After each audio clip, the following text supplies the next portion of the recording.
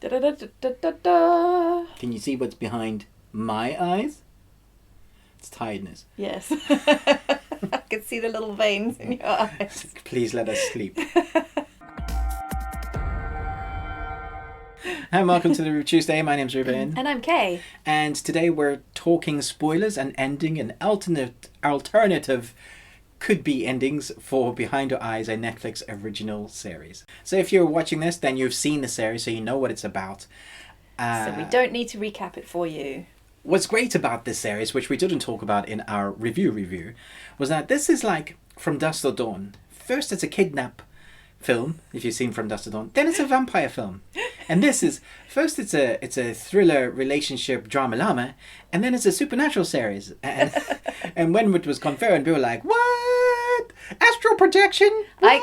I got it before they did. Yeah, you actually said astral projection, and literally 30 seconds later they were like, I think this is called astral projection. Yes, having met someone who claimed to be able to do that when I was in boarding school. It was very freaky. Maybe they were watching you in the shower and stuff. I really hope not. Yes. Okay, so the thing with this series is you sit through the 6 episodes, which is fantastic television making. But you are on the side of the good people, right? For most, unless you're a serial killer or you're really demented, in which case, please don't watch my video. You want the good guys to win. But this is one of those where the bad guys win, so it feels a bittersweet. Yeah, but also, when you're in the midst of it, you're not entirely sure who the good guy is and who the bad guy is. And like, is it Adele? Is it David? Obviously, there's an issue with Louise because she shouldn't have had an affair with a married man. So that's, that puts a negative point against her, maybe, potentially, for some people. But I really liked her character I liked her character because she was such a great mom. But even with her ex-partner, she was so horrible to him. But then by the end, she had grown. She understood that life is messy. Exactly. And she had like grown that. and she'd forgiven him and she'd accepted his life and wanted him to be happy. But the ending of this goodness was so dark. I mean, it would be one thing if she didn't have a kid. But because she has a kid, you see the kid in the back seat who knows something is up with his mom. He's as soon as he saw her, he was knew. like, are you okay? He must have felt like that spirit presence, like that is not my mother. Yeah. There's something different, even though the shell of her is right. And so we get to, as a viewer, we've sat through that, we've been willing, we think that they've won, but no. It's been Rob the whole time. And I do wonder how many, Rob. Let us know in the comments below, how many figured it out. Like, during the 4th episode, I think is the first time we really see the 2 different colours of their astral projection spirits. So one is blue, one is purple. And pink. Pink? I saw purple. Know. What colour do you see? I saw pink and blue. Very stereotyped. But I understand now why they did that. Yeah. Because I did wonder... actually, as a design choice, I did wonder why they had distinguished between the 2 in such a stereotypical way. Because if you didn't catch that, you could be left thinking that Adele was the one that was orchestrating it all. But it wasn't. It wasn't. It was Rob. And then you start feeling really bad for Adele. Like, when you figure it out, you're like, oh my gosh, this poor girl's been dead this whole time.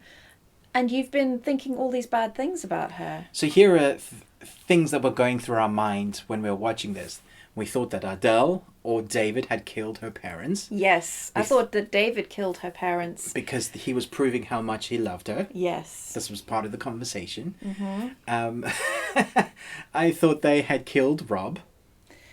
Yes, I thought that Adele had killed Rob because she was jealous of him falling in love with David and she was so obsessed with David. But there was also the possibility that David had killed Rob because he was upset with their relationship. Adele. They pointed at all of these things the whole time. They did also show the watch thing, which I thought was the leather watch in the well.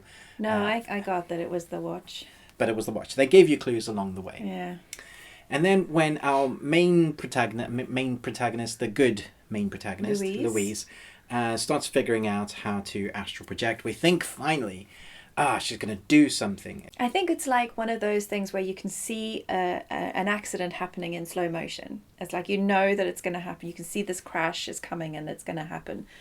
and you see her, astral travel into the burning building to go and find Adele, and you just think, oh my gosh, no, this must not happen. And then you see it happen, and you're just willing it to not be that ending.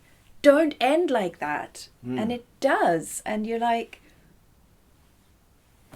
Yeah, so you're hoping that there's going to be a good ending. Yeah. But it's one of those series. Normally it's the films that you get, but it is unusual for a series to have the bad guy win.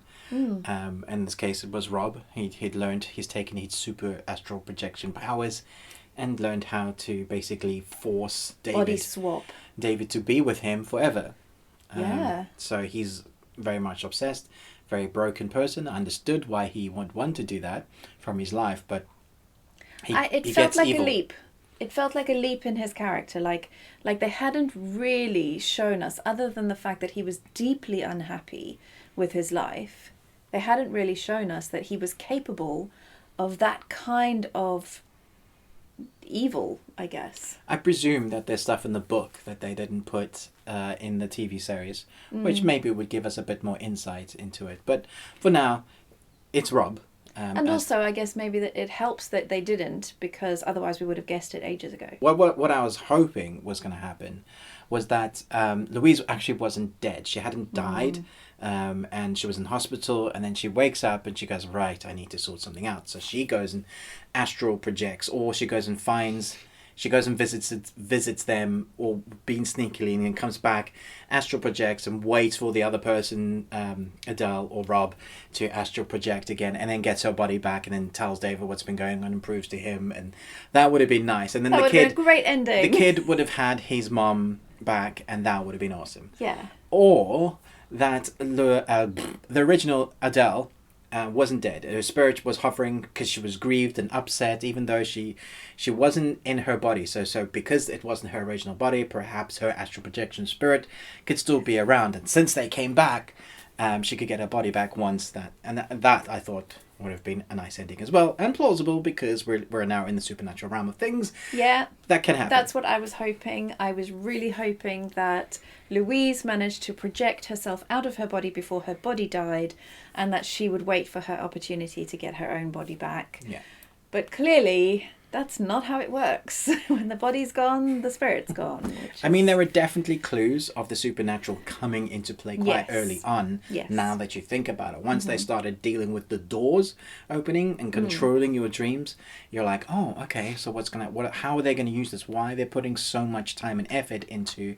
Of course, I don't want to have night terrors, but once you're in there and you're controlling your dream, not having it anymore, why do I need to go into this door? And so once that starts happening, your brain, I guess most people like me would be like, yeah, where's this going? Where's it going? Where's it going? And it was a lot of fun that way. Yeah. So, what would your alternate ending be? Let us know what's in the your comments preferred ending? below. And let us know if the ending is the same in the book, because we haven't read the book. Yeah. That would be really interesting to know.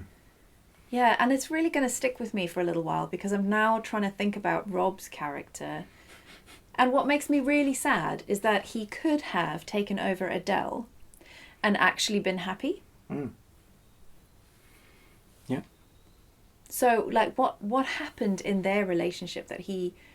Because what I find so weird is that the character that he portrayed as Rob was so completely different to the character that he portrayed when he was in Adele's body. Yeah, it did seem very and I was much like, what? Why wouldn't he have any of the characteristics of himself, other than, of course, the heroin addiction? It wasn't necessarily that he loved Adele like in the physical. He just loved being around her. And he loved her life. Who she represented to him. The escape, as he said as much. Yeah. And so the fact that David wanted to go off and be with someone else would have been fine.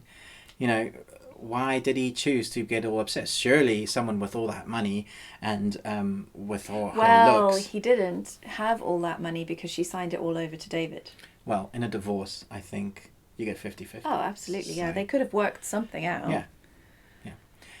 So Although David had the file on her, so I guess she was kind of trapped in Adele's body. it's just a very messy But it was just relationship. very, very strange, because I didn't see any of Rob in Adele, other than the heroin addiction. I did see Rob in Louise when when he changed into her, Yeah. you could see his character come out in that, which I thought was great.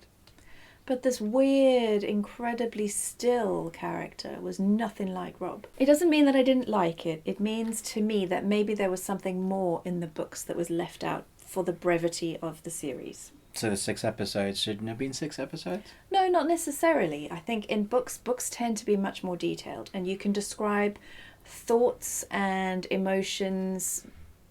I don't know, how do I put it? Books are just different. It's a different medium of telling.